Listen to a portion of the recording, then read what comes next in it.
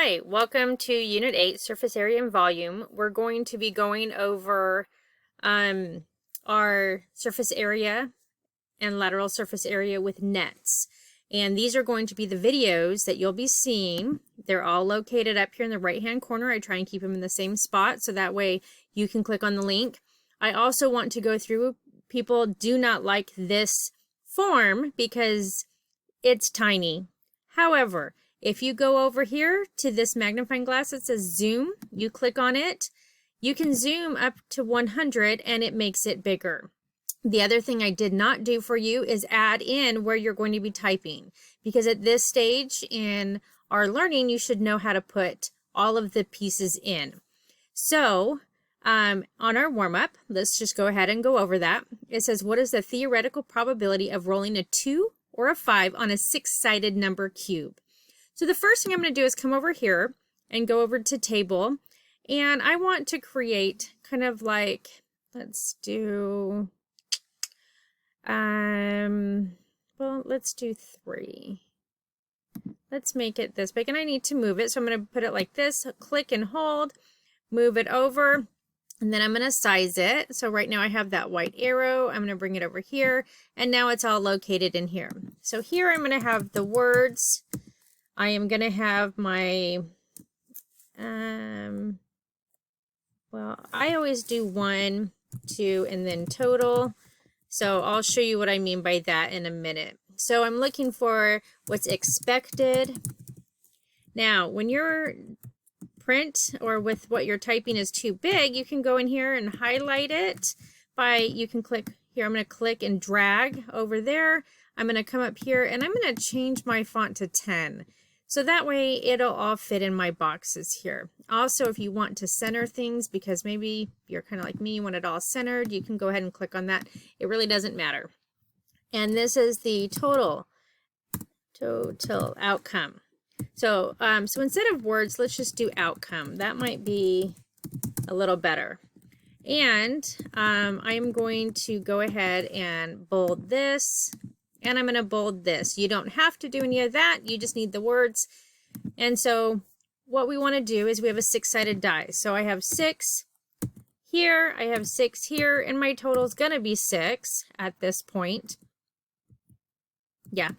And so they're asking if I roll a 2 or a 5. And that's out of one roll. So I can roll a 2 or a 5. And so it's not going to be a first and second. This is all going to be a first. So I am actually going to double or put 2 fingers on this, click on it with 2 fingers and merge the cell.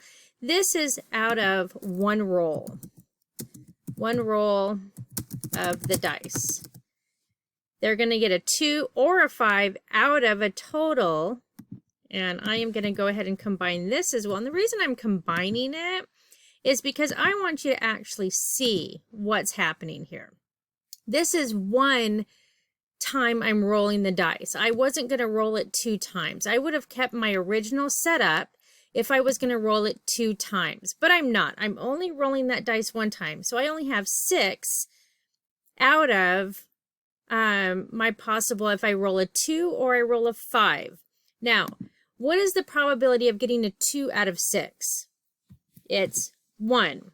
There's only 1 2. What's the possibility of getting a 5 out of my 6-sided die? Well, 1 as well.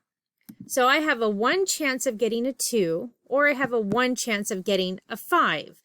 Now, what I need to do, since I'm only rolling my dice once, and I'm looking for that 2 or 5, I'm going to add that together. So what this tells me, and that's 2 chances, I have to, I have 2 different opportunities to get that 2 or 5 out of 6 total, because it's a 6-sided cube. And so my fraction, my ratio or my fraction right here, and I'm going to make that red so you can see it, is 2 out of 6.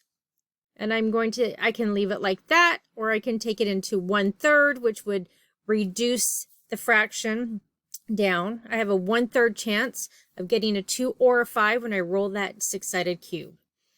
Okay, this is how you're going to be setting up all of the rest of your probabilities. You're going to start off by building your table. And then you might change your table because you won't be able to get the information you're looking for. Notice how I started with the table, but then I made some changes. That's what you're going to do. That's what learning's about. It's about starting with what you think, rereading the problem, and making some changes along the way. So for instance, the results of an experiment are shown below, right here in this table. What is the experimental probability of rolling an even number? All right, so what we're going to do is we're going to make another table. So now I'm just going to go like this and just make it simple because I only have a tiny bit of space here and we want to kind of work within this space. So I'm going to go ahead and already lower my font to 10. See if I can't size that there. And I'm going to go out here and put expected and then total. And the reason I put expected is because I'm looking for what am I expecting? I'm expecting to roll an even number. So let's count up how many even numbers I can have. 1, 2, 3, 4. Those are my 2s. 5, 6, 7. Adding the 4s. 8, 9. I have 9 chances to get an even number. Now let's count all of this together.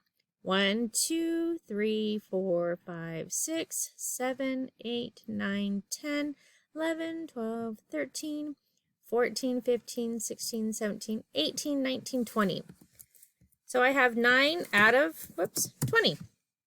And that one was really kind of nice. Again, if you want to, you can sit here and you can go ahead and put it in the center if you want. It doesn't matter. So my expected, my even numbers, or you can put even numbers right here. If you don't want to put expected, if you want to put even number, and then total numbers, you can. However you'd like to do that. Whoops, let's move this then. So that way, that way it kind of puts it back to a way we can actually see what we're doing. Here we go. You can do that. So these are the even numbers. There's 9. The total numbers, there's out of 20. We can see if we can reduce that. You can't. So you can't. It would just say 9 out of 20. So there we go. Now we're going to, and notice how our tables are different. That's the other thing is notice how this table is different than this table. So here in expected, you could put 1 or 2 or 5. You can do that. So that way you know. The 2 is 1. There's 1, 2, 1, 5. There you go. Notice how your tables are different. They're going to be different depending on the problem. Okay, so a city survey randomly selected 150 residents to determine their satisfaction with the city parks. 95 residents marked that they were extremely satisfied. Good. If there were 1,200 residents, then about how many are satisfied with the parks? Okay, so this, we're going to again come over to our table. We're going to actually have to make a bigger chart here. And I'm going to explain why, and I'm going to put it over here. So over here, they randomly selected 150 residents. So let's do total residents. And then let's do, because it says 95, so let's do extremely satisfied. Whoops, fine.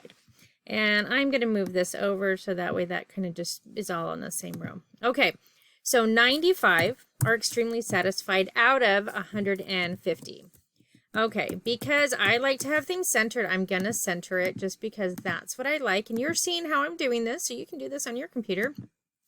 I don't know how many are extremely satisfied because it said if there's 1,200, then how many do you think would be extremely satisfied?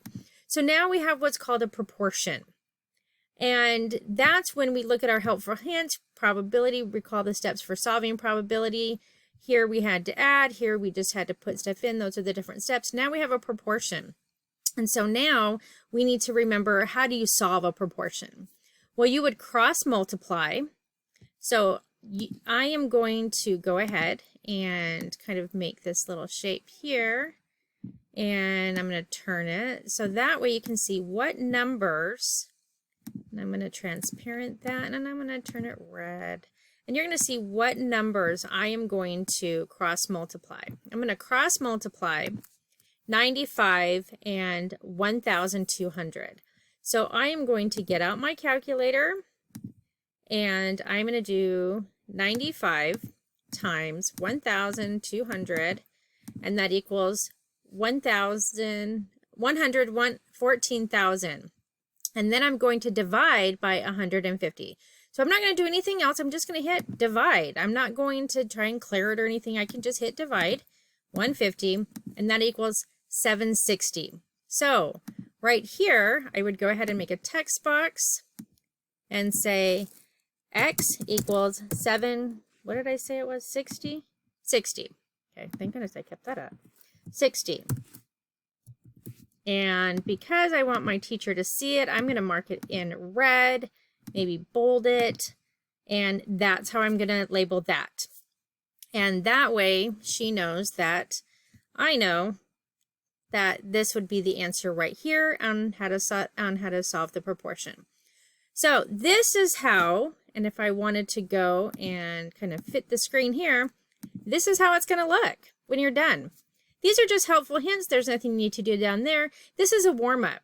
This is what we did in previous units. And so this should be something that you should be able to do. If you are struggling with this, then we have kind of an issue, and I need you to reach out to me and saying, okay, proportions, can you maybe give me some videos, or can you maybe help me out, help me remember this?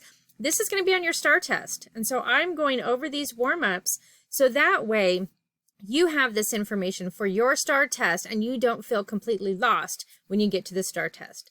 So thank you for watching the video. Thank you for doing your warm-up correctly, and let's move on to the lesson.